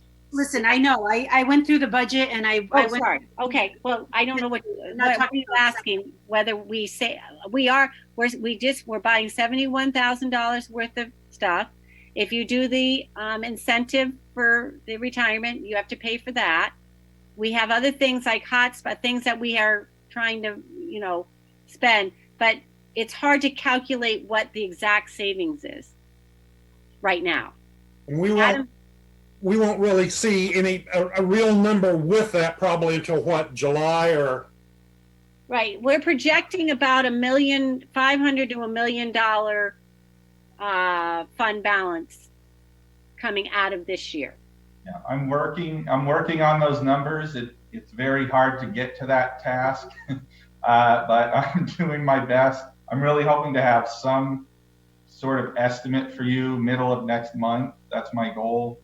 But like you said, Brian, we don't know exactly where we end up until August. So because bills keep coming in.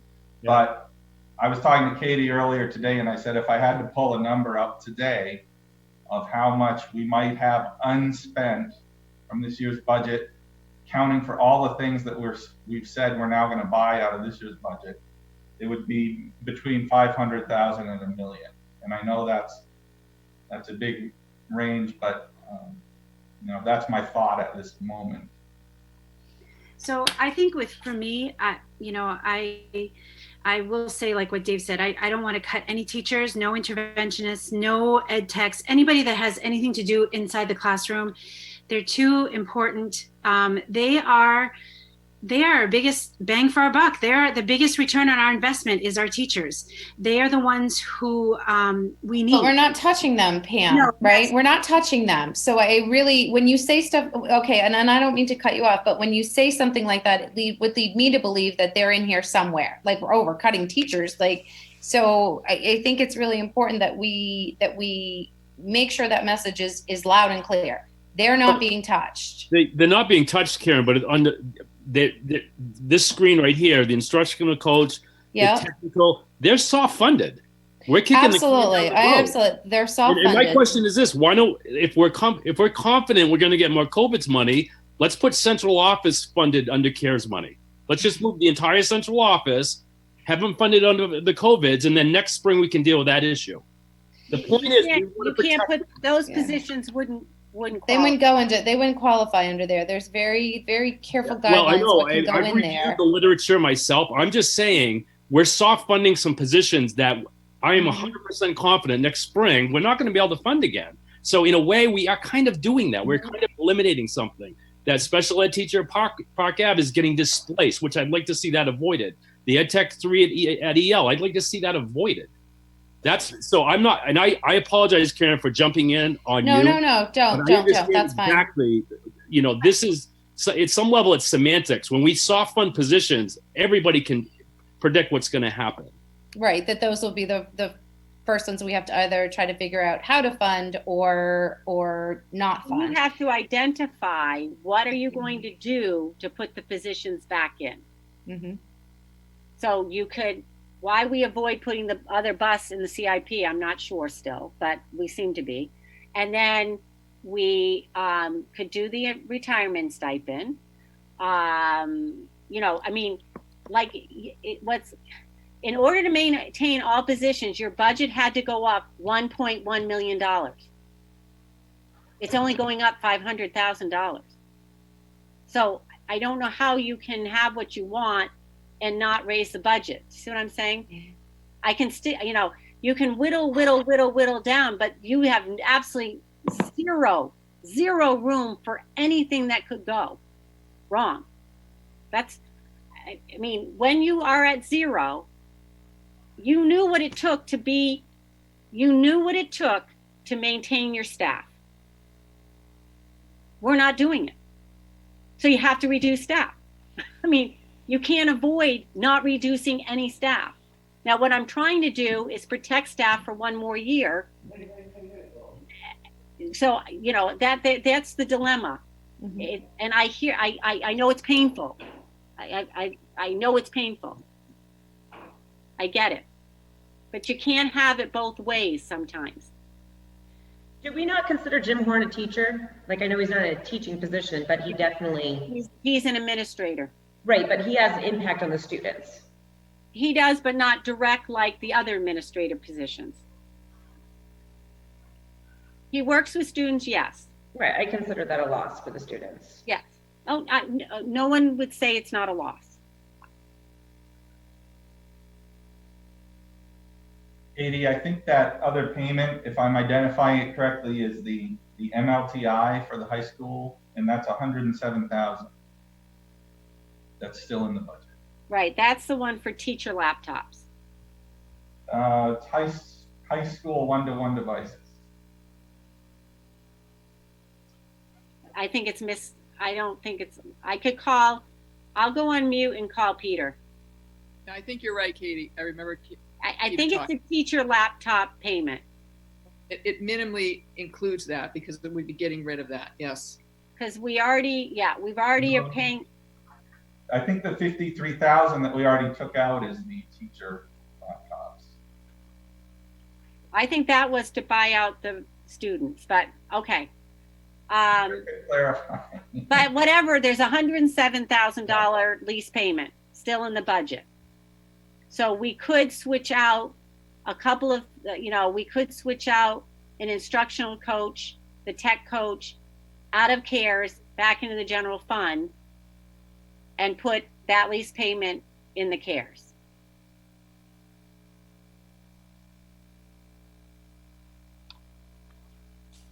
I think that makes sense. I also think we've got to put the bus into the CIP. I know nobody said it, but I think, and I don't like doing that, but, and the only way I think the retirement stuff works for me and the only way I agree to it is if the savings we get, we put back into positions. I don't want to see us go through all that effort, save the money, and then say, well, we can't do that. So I think the retirement piece is great. I think it's a great option. I think it's got some potential savings, but the only way I think it works is if we put it back into funding a position.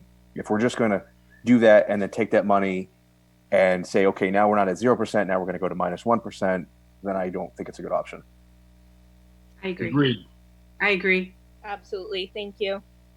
Okay, there you go. We got some direction on that. How much is the bus, Adam?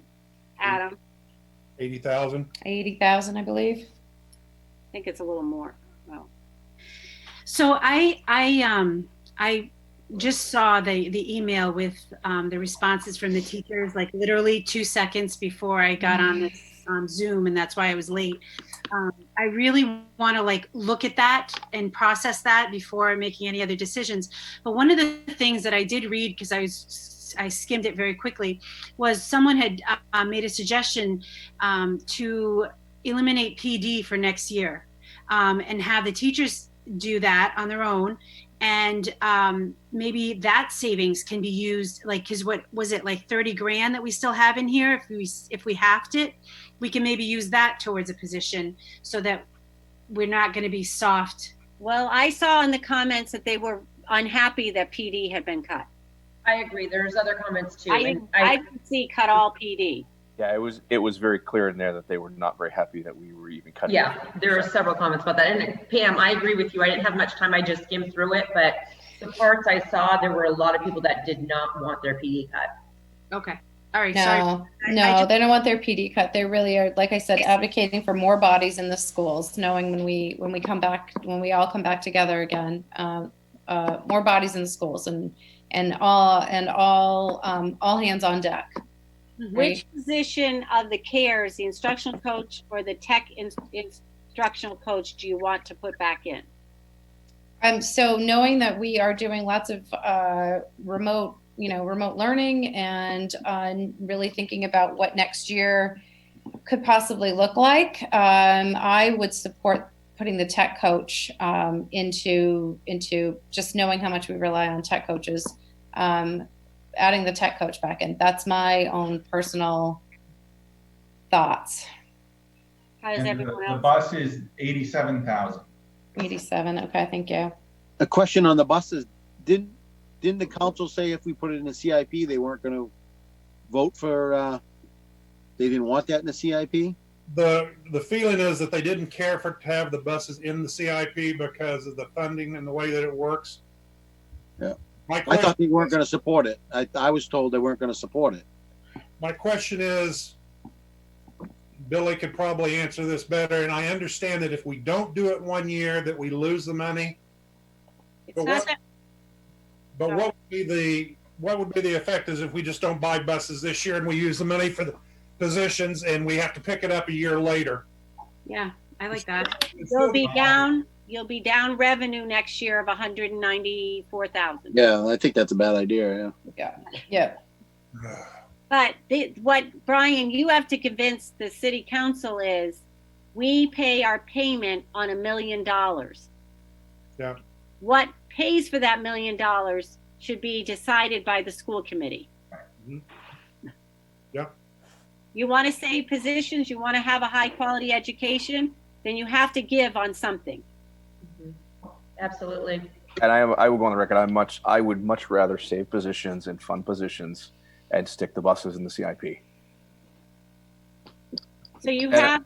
And I agree with you, Karen. I think the tech instructional coach is probably the best option, considering where we are with technology. But and I still think that's probably the best one. But the flip side of that is the CARES grant that's really driven by technology, right? So it would be appropriate to leave the tech under the CARES grant and pull the instructional coach out. It makes no difference. I'd like to get them both out. I mean, that would be my ultimate goal, but. Yeah. Well, you have, I agree. I think it should be the tech coach first, right? Then you have 194,000. Okay. So then you just put in the tech coach at 66,541. I wish I had my calculator in front of me. But I'm managing 6. Carry the 1. Right. I'm not 9, 8, 1, 7, 2. So now you have 127,946 to consider putting in.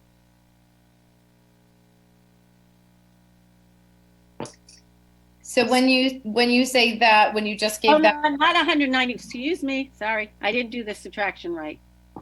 Can you do it? 127,508. That's it. 127,508. If you're gonna pull the 107 out and pay it from CARES and move the bus to CIP, and move then the tech coach back in, you've got 127 left. Like it. what do you want to do, folks? So 127 would still, so just in moving monies around, the way you're moving monies around, I want to make sure I keep this straight in my mind. This is not increasing the bottom line any. We're still coming in 0, but are finding ways to fund intervention or behavior ed tax. This is 127,000. Mm-hmm. So that could get us quite a few ed techs. Is there what, 30,000? Well, in salaries and benefits. Oh yeah. Well, it's still at least 3. Okay. I would just fund whatever's been taken out. That's what I would do. Yep. I really would like to read what the comments of the teachers said. I really kind of wish that that had been done when They're pretty much what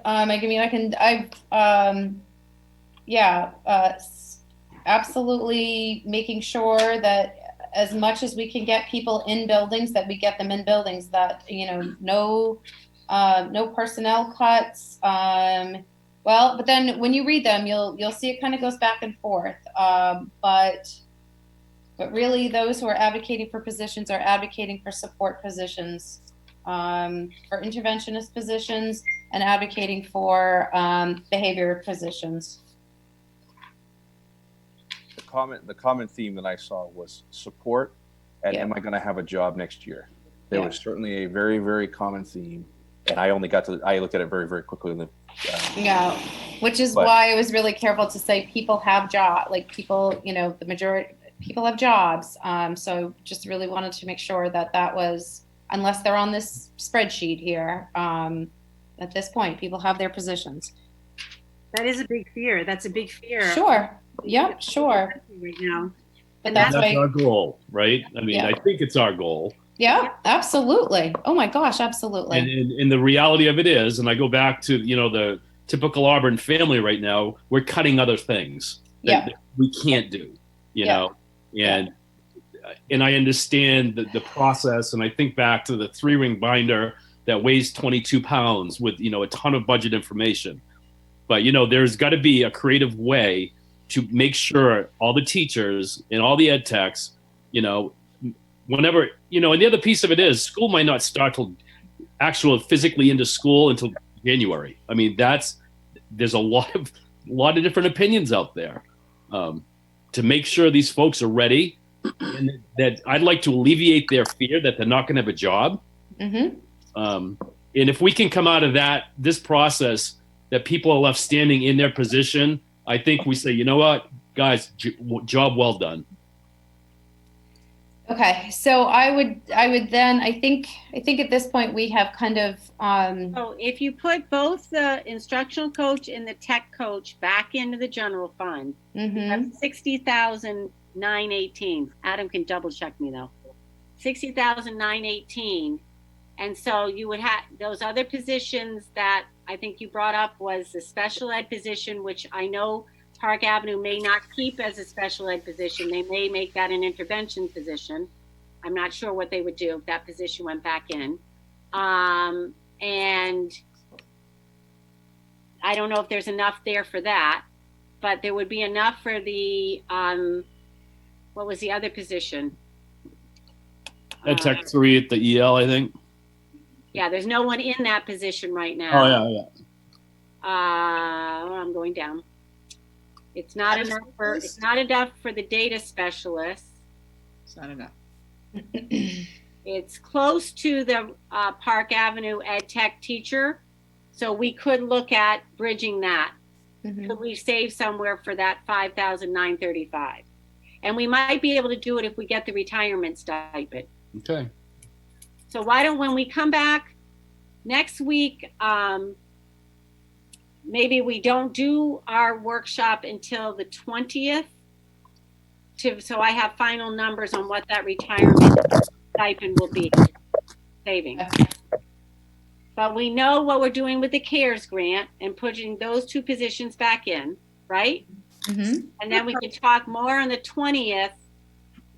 I think it's the 20th. I had that up there for you all to see. So the calendar update.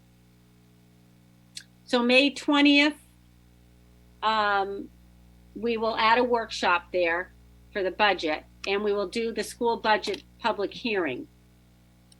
So you will update everything and then hear from the public what they think. Okay. Now we've shifted things around because of the city council will not vote on the budget till June 15th because the budget referendum will be June 14th, and they have to vote on the budget at least within 30 days, 30 of days, the yeah. referendum. Right. It's July 14th, Katie. July 14th, sorry. It says July 14th and I'm not saying it right. And so next week, May 6th, we could just do a regular meeting. We have a lot on the agenda next week. So it's going to be a lot. I want to tell you, just to put a bug in your ear for next week, the savings for the spring coaches stipend is approximately $50,000. So just to keep that in the back of your mind, but we'll talk about that more on May 6th. That's funding them currently right now. They're at 33%. Yeah, the head coach is 33%. The freshman and JV coach positions are at 20%. 20%. Okay. And then May 20th, we'll do the budget workshop. You'll get information about how many teachers are interested in the thing, what you want to put back into the budget. But what you're presenting is a zero increase to taxes. Right now, what we're doing is we're doing shells to try to protect which positions. Yes. Yes. So the public hearing will be on that. And then June 3rd, you'll approve the school budget.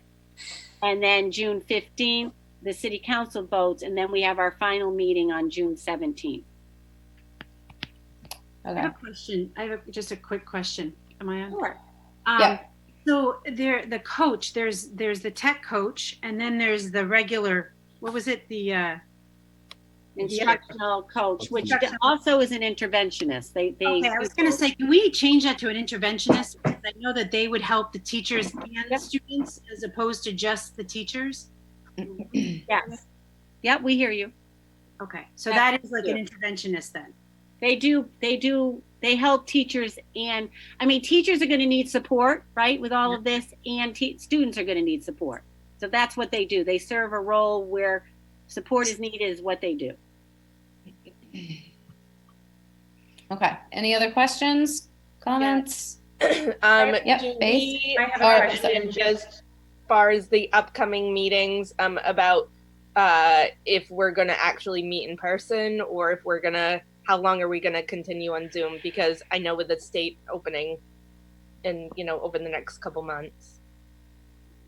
We probably won't be able to do in person until the June 3rd meeting, because we still are at the 10. You can't have more than 10 people. We could do it like we did before and have one chair for the public. But, This is working out all right. I mean, I would much rather do this around a table, but I'm on Zoom all day long, and this is the least painful Zoom meeting of my day. Oh, thanks, Dave. Tells you about my day, doesn't it? Yeah. Like, oh, geez. All right. So if there are no more questions about budget or comments about budget, am I okay to close that piece out? Yes. Sorry, my question I was going to ask. Oh, sure. Sorry, Faith. Didn't say yeah. No, it's okay. So I did get a text from a teacher, and they just want clarification about the raises, and if it's non-union teacher or non-union staff. There are no non-union teachers. No, I know what the confusion is. You might be a teacher, but you're not part of the union. Correct, they are not. All teachers are covered by the contract. Okay, so it would non-union. It means no one who has a contract that they're under. Right. Okay. So so I can tell the teacher that if one teacher gets a raise, all teachers are getting a raise. Correct? Yeah. Right. And I didn't hear support for not giving non-union people. I didn't hear the traction to say yes, freeze all non-union. So right now, everyone is getting what's been budgeted for increases. Okay. Thank you very much. And Faith, just to let you know, I already answered that question. Maybe it's a different teacher, Michelle. It sounded very, very familiar. Okay. Yeah, go ahead. All right. So listening. Thank you. I'm going to close out I'm going to close out the conversations around. So this is the COVID-19 update as well as budget updates, and I'm going to open it up for public participation. So at the bottom, if you're watching live, at the bottom is a number to call, 207-240-3739. And we'll leave it open because after that we are moving into executive session.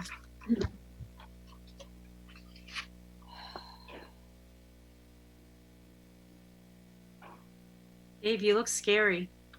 There you go.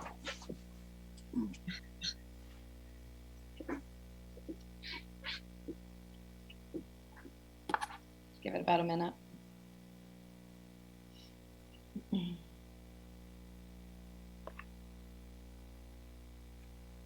No, hang on.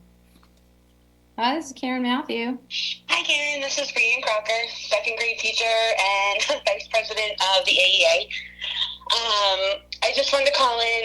I've been watching tonight and just thank everybody who's been working on this budget from the bottom of our hearts for sticking up for our positions. And I know that it's really tough choices that have to be made, but it was really nice that we teachers felt heard and are feeling very valued, and we really appreciate that.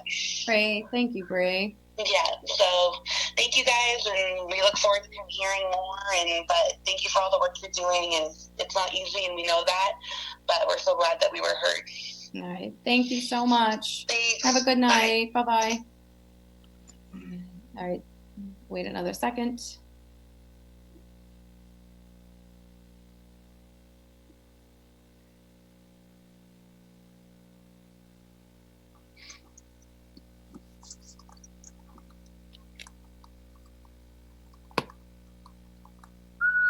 Hi, it's Karen Matthew.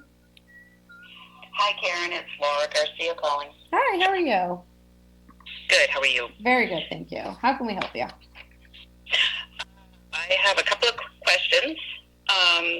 One is, at this time, do we know how many teachers, it sounds like there are 2 that have notified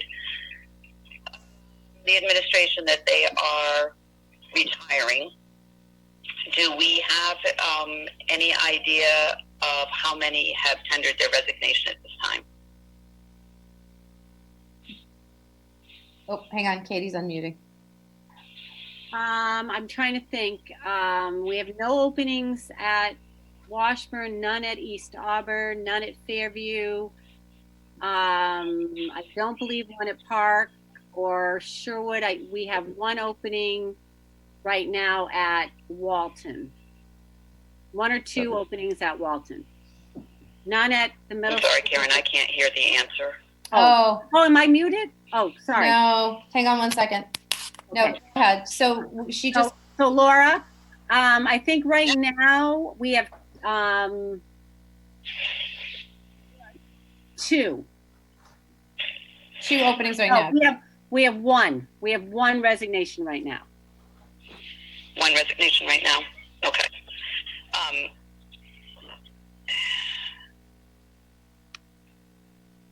I'm sorry. Nope, we haven't said anything. Just waiting to see if you have another Okay, question. then the next question I have is that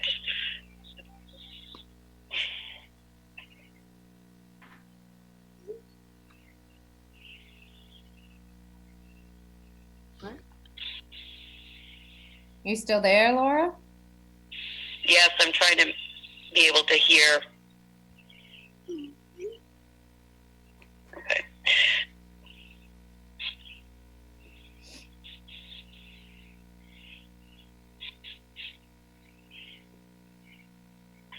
Yep, I can hear you now. Okay.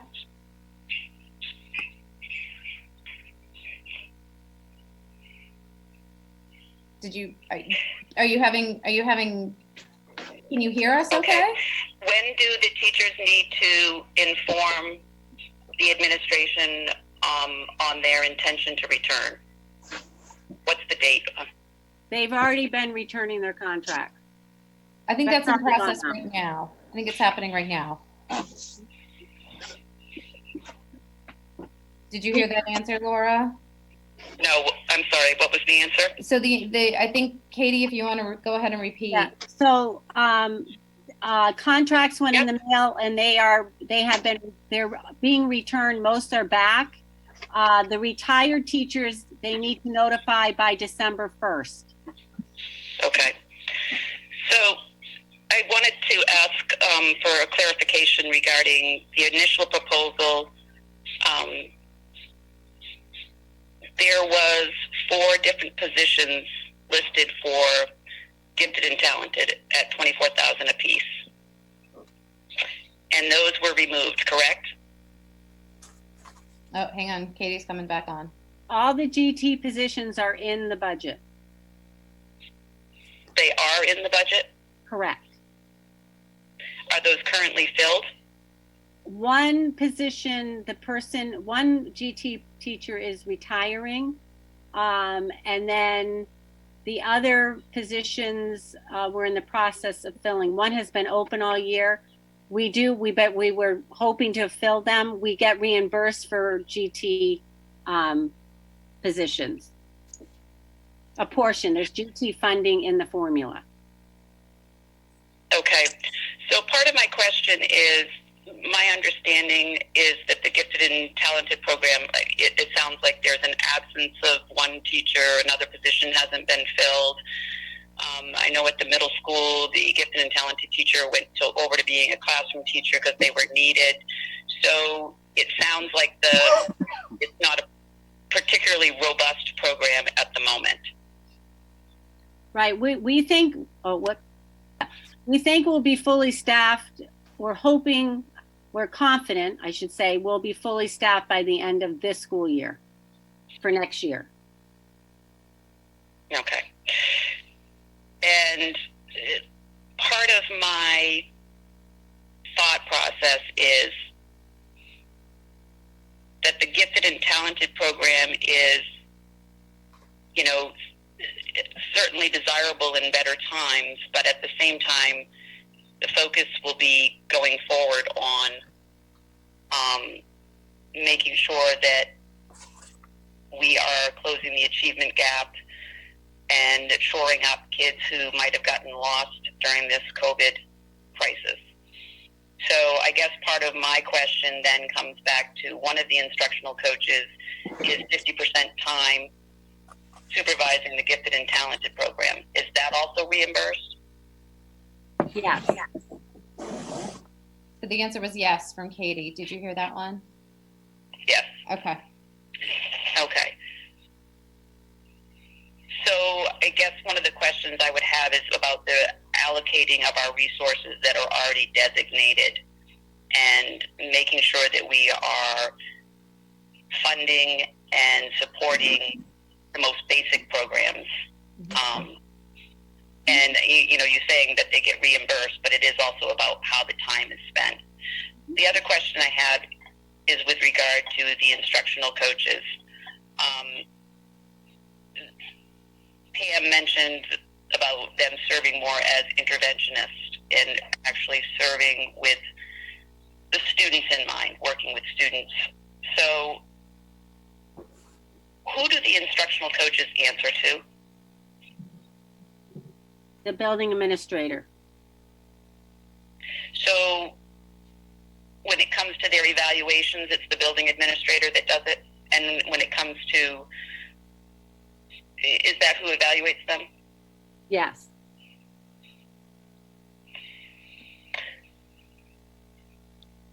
Okay. And so you don't supervise them at all, and Shelley doesn't supervise them at all? No, the Title I, the instructional coaches / interventionists at the elementary level. No, I'm talking about at AMS and at EL. Yeah, AMS I'm talking about the instructional coach at AMS. Yeah, that works with the AMS administration.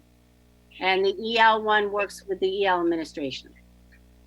So you don't evaluate, supervise them, Shelley doesn't? No. Okay. I didn't hear that, Karen. I'm sorry. Oh, sorry. She said no. Okay. Oh, sorry about that.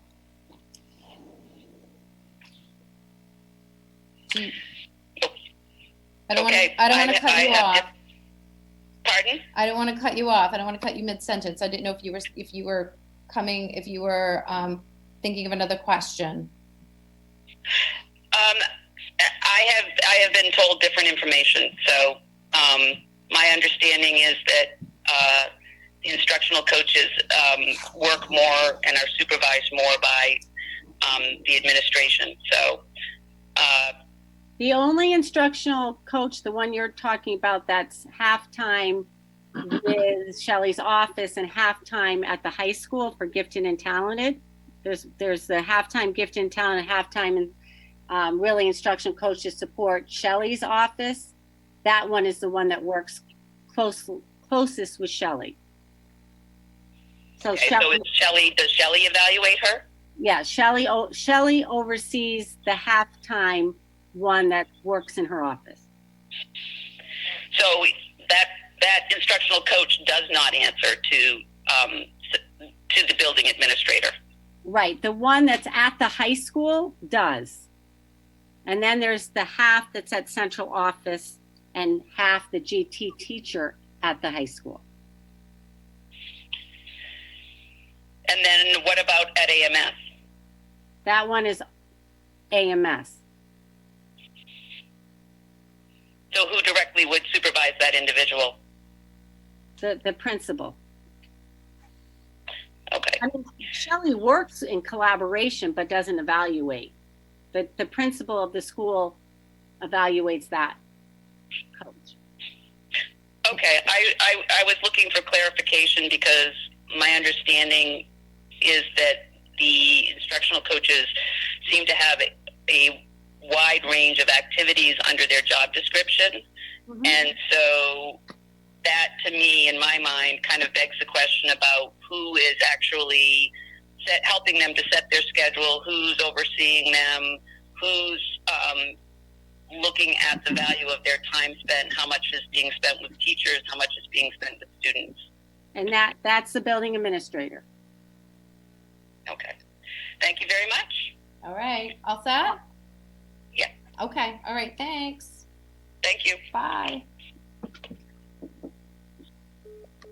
All right. Wait. No one else tried to call during that call. However, I will wait just a moment.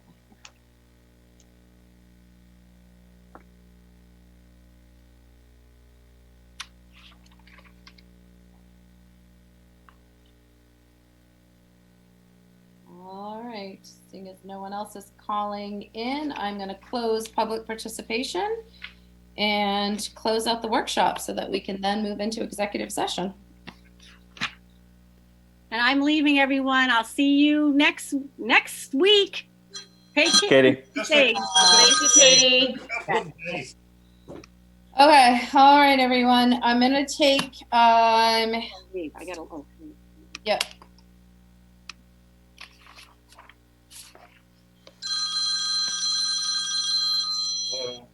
And I'm sorry, my phone is ringing. I just closed it, unfortunately. All right, I'm going to take, so before we hit into, it's 8. We've been at this for 2 hours, so I'm going to move us into executive session.